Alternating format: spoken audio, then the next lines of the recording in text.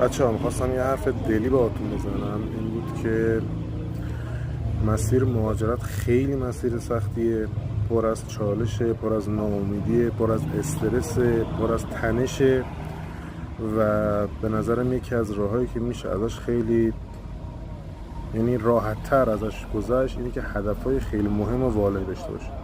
سعی کنید تو هر قسمت از مسیر مهاجرتتون که هستین هدفاتون رو بنویسین، هدفاتون رو با خودتون مرور کنین تو زمان ناامید، تو زمان خستگی، تو زمان استرس، تا بتونین که ازشون راحت تر بگذرین، بتونین با موفقیت از اونها سربلند بیاین بیرون تا این مسیر براتون یکم راحت تر بره جلو. و سعی کنین همیشه امیدتون حفظ کنین. مسیر سخت و پرچالشه ولی شدنیه و خیلی ها این پروسه رو رفتن و با موفقیت آخرش رفتن و شما هم حتما میتونید. خیلی مخلصم.